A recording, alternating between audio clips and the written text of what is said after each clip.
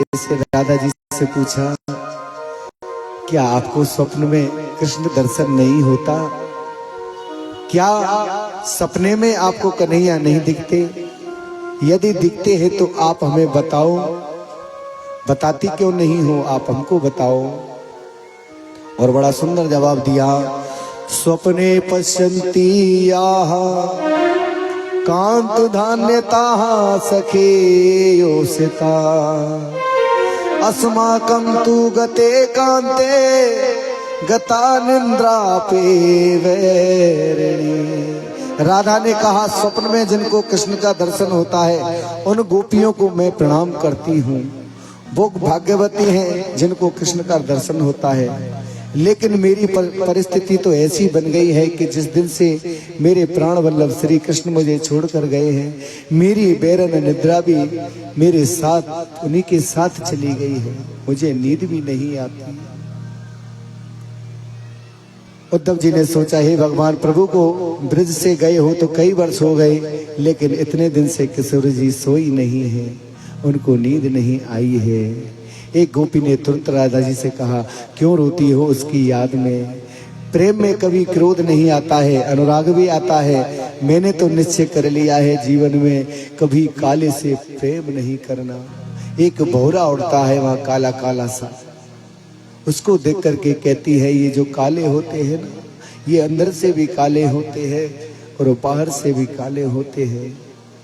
बड़ा सुंदर उद्धव गोपी संवाद चल रहा है। उद्धव जी ने देखा और आकर कहा, देवियों, आप समस्त गोपियों के चरणों में मैं प्रणाम करता हूँ, आपके चरणों में वंदन करता हूँ। जिस श्री कृष्ण को प्रीतम मानकर आप पूज रही हो, वो श्री कृष्ण साक्षात ब्रह्म है। मैंने मेरे गुरुदेव बृहस्पति से ये जाना है। और आज उद्धव जी का ज्ञान गोपियों के आगे धरा की धरा रह गया। ऊधो सूधो है चलो सुन गोपिन के बो, ऊधो सूधो है चलो सुन गोपिन के बोल, और ज्ञान बजाई डुमडुमी और प्रेम बजायो ढोल। आज उद्धव के ज्ञान पर प्रेम की एक मोहर लगी। जैसे ही लौट करके उद्धव जी कन्हैया के पास आए तो भगवान को प्रणाम किया। उद्धव ने, प्रणाम करता हूँ। भगवान बोले, आओ ज्ञानी जी आओ, आओ ज्ञानी जी। आ गए, हाथ जोड़ करके कहने लगा, धन्य है कन्हैया, कितना प्रेम ब्रजवासी तुमसे करते हैं। मैंने आपके प्रेम को समझने में अपना ज्ञान लगा दिया, ये मेरी भूल थी कन्हैया, मुझे क्षमा करना। आप तो उनके प्राण प्रिय हो, आप तो ब्रज के प्राण हो। आज उद्धव की भक्ति पर प्रेम की पुट लगाई। आइए अब वो मंगलमय प्रसंग जिसका आप सभी इंतजार कर रहे हैं, उसके बाद 17 बार कृष्ण ने भागवत में निरूपण आता है, कंस रूपी अभिमान की पत्नी अस्ति और प्राप्ति, अस्ति और प्राप्ति। करोड़ों का बैंक बैलेंस अभी है और करोड़ों का टर्नओवर होने वाला है। यही तो कंस रूपी अभिमान को बढ़ाने वाली चीजें हैं, अस्ति और प्राप्ति। दोनों ने जाकर जरासंध से शिकायत कर दी। जरासंध ने 23 अक्षरों की सेना लेकर मथुरा पर चढ़ाई कर दी। सुखदेव जी वर्णन करते हैं, 23 अक्षरों की सेना का श्रीमद् भागवत में 18,000 मंत्र में और महाभारत में 1 लाख मंत्र हैं। उस 1 लाख मंत्रों वाले महाभारत में, महाभारत युद्ध में कौरव पांडवों की सेना मिलाकर केवल 18 अक्षरोणी थी। जरासंध ने अकेले 23 अक्षरोणी सेना लेकर मथुरा पर चढ़ाई कर दी। एक बार नहीं, 2 बार नहीं, 17 बार आक्रमण किया। 17 बार कृष्ण ने उसे हरा दिया। कृष्ण जैसा पराक्रमी कौन हो सकता है? एक कालेवन नाम का राक्षस आया, उसने प्रभु को हरा दिया। तो 18वीं बार जरासंध ने पंडितों को पूजा पर बैठाया और कहा, पंडित जी मैं इस बार कृष्ण से युद्ध करने जा रहा हूँ, यदि इस बार मैंने कृष्ण को परास्त कर दिया तो आप 11,000 पंडितों को इतना दान दूंगा कि घर बैठे भोजन पाइएगा। यदि इस बार कृष्ण से हार गया तो आप 11,000 पंडितों को सूली पर चढ़ा दूंगा, अगर हार गया तो। शर्त रख दी साहब। आप जैसे ही जरासंध अपनी सेना लेकर के मथुरा आया तो कृष्ण ने बलराम से कहा, भैया जी नाना जी तो फिर आ गए, ये तो पीछा ही नहीं छोड़ रहे। बलराम बोले, आ गए हैं तो आने दो। कृष्ण बोले, ये क्या कहते हो तुम, रण छोड़कर भाग चलते हैं और क्या करते हैं, इनसे लड़ा तो जाएगा, रण छोड़ के भागो। इसलिए उनका एक नाम पड़ गया रण छोड़ राय। बोलो रण छोड़ राय भगवान की। और जाकर के भगवान द्वारका में रहने लगे। आज द्वारका में भगवान निवास करने लगे। जरासंध ने आग लगा दी, चारों ओर प्रभु ने छलांग लगा दी और समुद्र के किनारे चले गए। देवताओं के प्रधान शिल्पी विश्वकर्मा ने रात भर में ही श्री द्वारकापुरी का निर्माण किया था। प्यारे सोने की द्वारका है, बहुत सुंदर है, समुद्र के बीच है। सोते हुए यदुवंशियों को कृष्ण ने द्वारका में बुला लिया। रेवत नाम के राजा की पुत्री का नाम है रेवती, और रेवती का विवाह बलराम जी से हो गया। रेवत नाम के राजा है, उनकी पुत्री है रेवती, उसके साथ बलराम जी का विवाह हुआ। और एक भीष्मक राजा है, कुंडनपुर के राजा है भीष्मक, उनके पुत्र थे 5 और बड़े पुत्र का नाम था रुक्मी। 5 पुत्रों के बाद भी कोई पुत्री नहीं। मन में बड़ी बेचैनी है, बड़ी तपस्या है, और सरोवर में कमल के फूल खिल रहे हैं। उन्हें एक सुंदर सी नन्ही सी बालिका मिल गई, उसी का नाम रुक्मणी है। रुक्मणी लक्ष्मी जी का स्वरूप है। लक्ष्मी किसी के घर में वास नहीं करती। उस कन्या को लेकर राजा भीष्मक आए। बड़े पुत्र रुक्मी ने शिशुपाल से सगाई कर दी रुक्मणी की। और पिताजी बोले, पिताजी परसों स्वयंवर होगा, बड़े बड़े राजकुमार आएंगे, आप रुक्मणी से कह दें वो शिशुपाल के गले में माला डाल दें। स्वयंवर तो नाटक था, लेकिन माला तो शिशुपाल को ही डालूंगी। रुक्मणी को जब पता चला कि मेरा विवाह शिशुपाल से होना निश्चित कर दिया है, भैया ने रुक्मणी जी अपनी भाभी के पास आई और रोती हुई भाभी से बोली, भाभी मैंने तो बचपन से द्वारकाधीश को पति माना है। भाभी ने सगाई शिशुपाल के साथ कर दी है। भाभी कहती है, मन छोटा क्यों करती हो, एक पत्र लिखो द्वारकाधीश के पास, भगवान श्री कृष्ण को स्वयंवर में आमंत्रित करो। श्री कृष्ण स्वयंवर में जब आ जाएं तो सबके सामने वरमाला डाल देना। रुक्मणी जी ने पत्र लिखा और ये पत्र पंडित जी द्वारा द्वारकापुरी भेजा गया। बहुत सुंदर वो पत्र लिखा। उसमें कहा कि मैंने आपको गोपाल कभी देखा नहीं है, मैंने तो केवल आपके गुणों को सुना है, आपके जो चर्चे हैं बहादुरी के उनको सुना है, आपके रूप के दर्शन को सुना है, मैंने आपको देखा कभी नहीं है।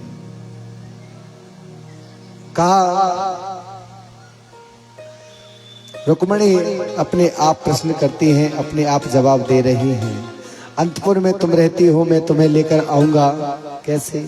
यदि आप ऐसा सोच रही हो गोपाल, तो हमारे कुल की परंपरा है कि विवाह से पहले बेटी कात्यायनी का पूजन करने जाती है। गांव से बाहर मैं वहीं जाऊंगी, आप वहीं पधारे, बरमाला पहनाऊंगी, लेकिन किसी और को नहीं चाह सकती। वो जो चिट्ठी लिखी है ना, उसमें ये सारी बातें लिखी हुई हैं ये चिट्ठी पढ़ के सुना रहे हैं हम आपको जो लिखी थी वो। वैसे किसी की चिट्ठी पढ़नी नहीं चाहिए, हाँ, किसी का पत्र नहीं पढ़ना चाहिए।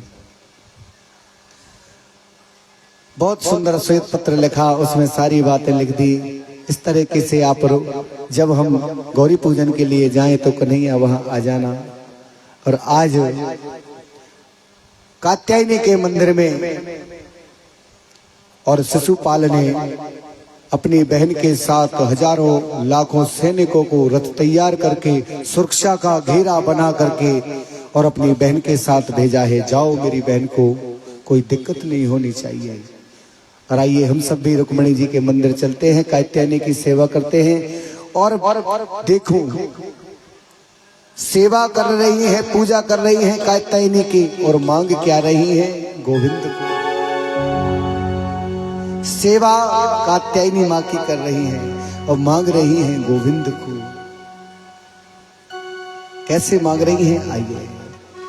अरे सावरे सलोने की मैं सावरी बनूंगी, सावरे सलोने की मैं सावरी बनूंगी, सावरे सलोने की मैं सावरी बनूंगी, सावरे सलोने की मैं सावरी बनूंगी, सावरी बनूंगी मैं तो बाबरी बनूंगी, सावरी बनूंगी मैं तो बाबरी बनूंगी, हाय हाय हाय सावरी बनूंगी मैं तो बाबरी बनूंगी, सावरी बनूंगी मैं तो बाबरी बनूंगी, हाय हाय हाय हाय सावरी बनूंगी।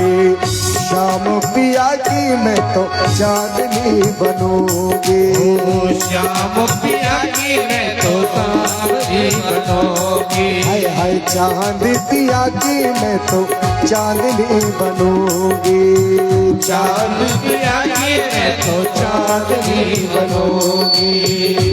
हरि बोल।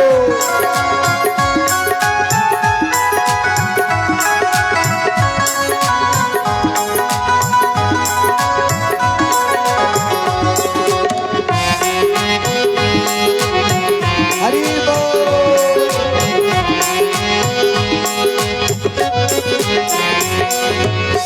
जो तू बने राग तो मैं रागनी बनूंगी, जो तू बने राग तो मैं रागनी बनूंगी, जो तू बने राग तो मैं रागनी बनूंगी, जो तू बने राग तो मैं रागनी बनूंगी, जो तू बने राग तो मैं रागनी बनूंगी, जो तू बने राग तो मैं रागनी बनूंगी, हाय हाय हाय रागनी बनूंगी।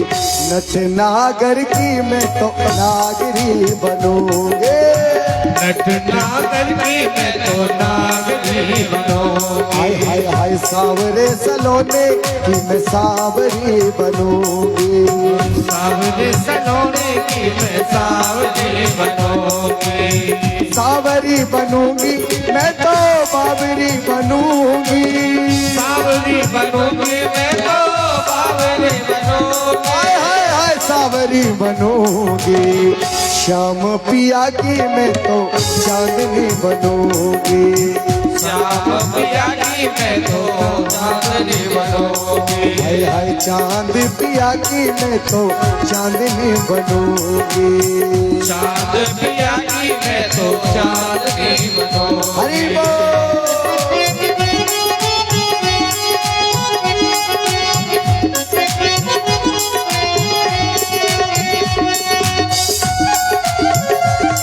जय जय।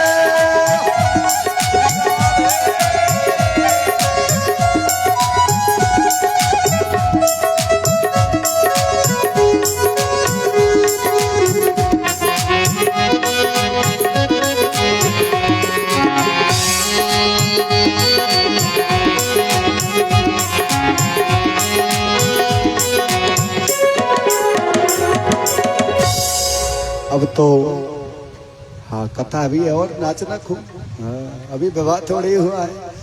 नट नागर की मैं तो नागरी बनूंगी, कात्यायनी माँ के मंदिर में पूजा हो रही है और मांगा जा रहा है अपने वर को। और कात्यायनी माँ ने सुनी, अब तो कन्हैया आ गए रथ को लेकर के। जैसे चलने लगे कन्हैया, सामने आ गए बलदाऊ भैया। बलदाऊ भैया आ गए तो एकदम कन्हैया घबरा गए। बलराम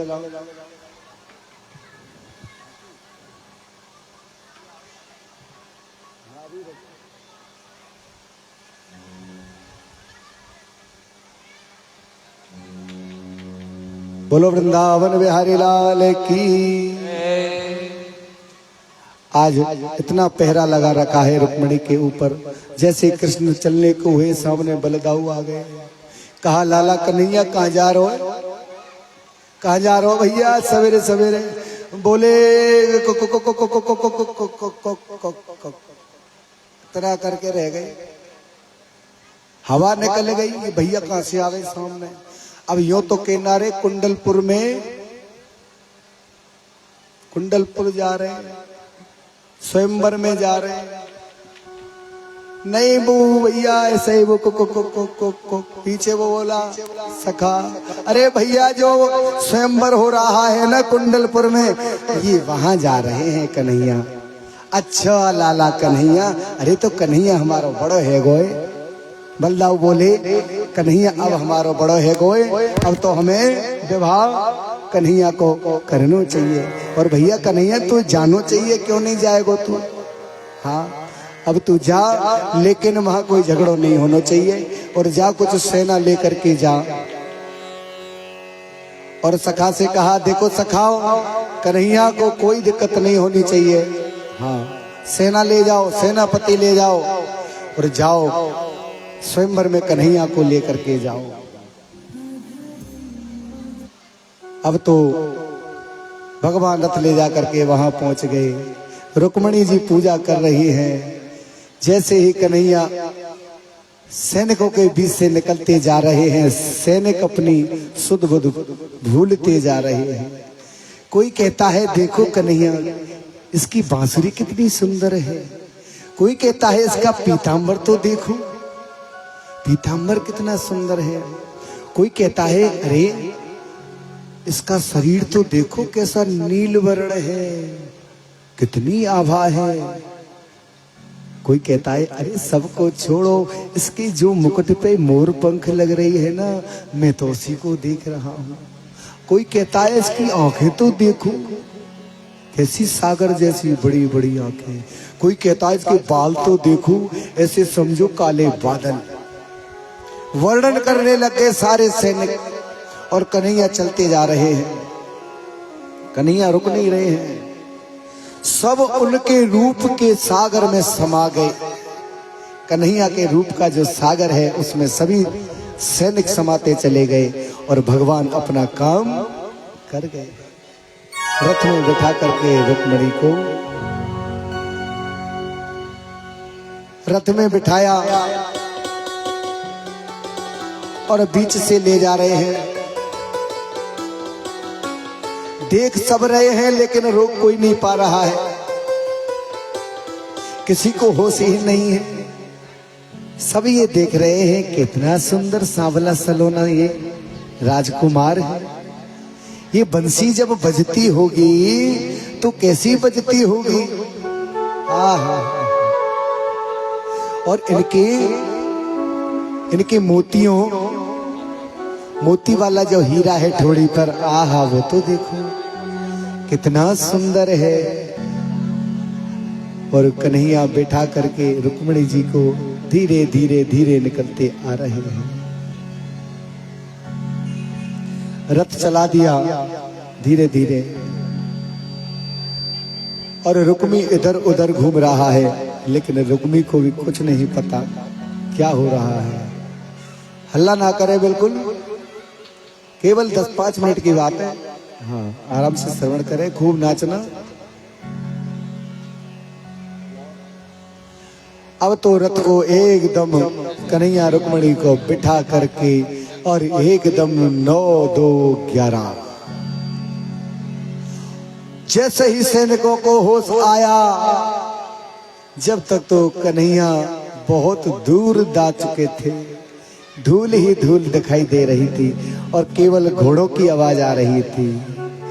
पीछे से करने लगे, अरे ले गो ले गो ले गो ले गो ले गो,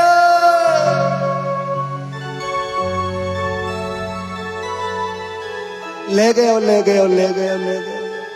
जैसे ही हल्ला हुआ ले गए ले गए ले गो, सेनापतियों की एकदम आंख खुली, अरे ये कौन कौन ले गया?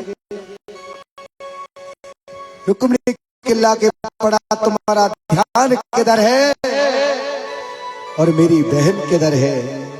कहा सरकार, एक सलोना सरकार आया था और हम तो उसके रूप के सौंदर्य में